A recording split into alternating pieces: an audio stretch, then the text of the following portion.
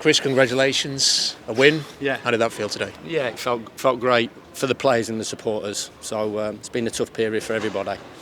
And I've watched from afar and I've watched from close by, especially over the last couple of weeks. So the players want to leave everything out there, which they did. I thought the second half performances was more like us, more composed, more calm, more belief. I thought there were some really good performances out there second half. I think you've got to accept that, you know, we're on a losing streak, so it's not going to be free flowing. I never thought it would be free flowing last week. I didn't always think it would turn a 5-0 defeat into a 5-0 victory. We didn't give the supporters the result that they, you know, deserved last week. You know, the turnout was sort of so humbling in terms of, you know, 30,000 odd coming to watch a losing team. And you know, today, as I said, it was a bit scrappy, it was a bit bitty first half, but you know, we calmed them down at half time, believe in the process, believe in how we go about trying to win a game of football with and without the ball. And I thought they showed all good qualities this afternoon. Yeah. Was that a big step forward in that second half? Are you starting to see the kind of things you want to see moving forward? Yeah, of course. You know, they're good players. You know, they're good players. They've been good players here, and they've been good players wherever else they've been, you know. But Ogbonne was great, you know. Mark McGuinness was fabulous. Ben Mee, the back three, you know. Yeah, they put it in the box late on, which they're going to. This the big 6'5" centre forward, centre half, right down the middle late on, and they're chasing the game, trying to get something out of the game. But you know, we defended well. Coots made a save first half, but didn't really have a lot to do second half. And you know, I think as well, you know, teams will smell our fragility at the moment. And that comes with losing games. So you know, Oxford United have had some decent results. You know, they beat Bristol City, who are a good side. They drew at home to Coventry and Leicester. So you know, this isn't a mug league.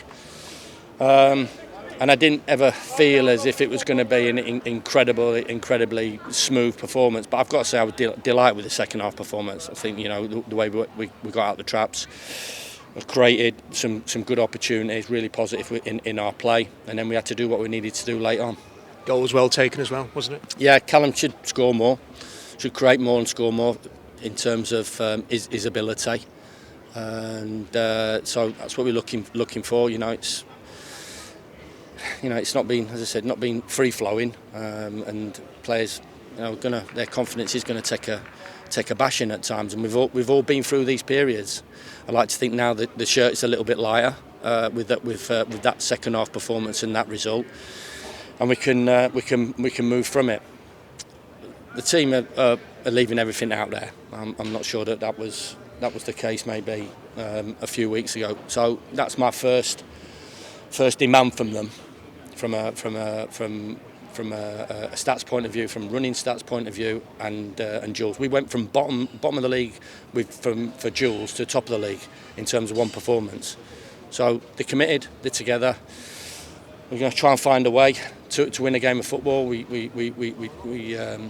altered the shape a little bit. We tried to get our experienced players in the team. I'll be delighted on Tuesday now. We've got Tom Davis back and Danny Ings, so they can add that calmness as well that their careers has given them as players to add to a group who are fighting. And that's all I ask, and that's all 2.5 whatever it is thousand people ask. Yeah, we want to show courage and to get on the ball and be brave, but they want players to run around and wear that shirt with pride, and they did that today. When you have those sort of moments at the end and the players can go over there and have that time with the fans, can that make players hungry for more of those moments? You know, there wasn't a connection. You've seen it. There wasn't a connection, and the supporters never stopped all game. And especially second half, because it's our job to give them something to shout about, and we certainly did that. So, yeah, we've not cracked it.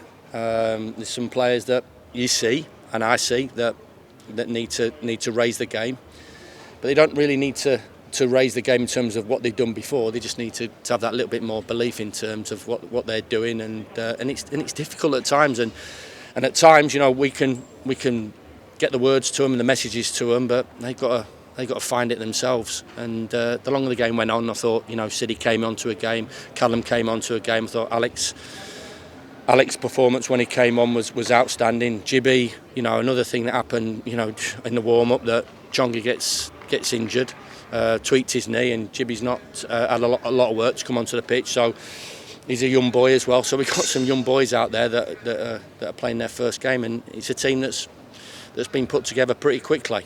We've not had an awful lot of time to work with it, but they're receptive to the work that we do. And we're together as a group, so hopefully, we can lean on what's happened this afternoon to move forward and be better in everything we do. Just finally on Chong, have you got any idea how serious that is, or was it just a precautionary thing? No, his knee locked up as he was doing the warm up. So unfortunate, because we've worked on his positioning, and he's been really bright since I've been in the building, and he's somebody we're looking forward to working with. So disappointing for us to set up and quickly change, and disappointing more so for him. But hopefully we'll assess that over the next 2 or 3 days, and we'll know a little bit more about it. Cheers, Chris. Thank you.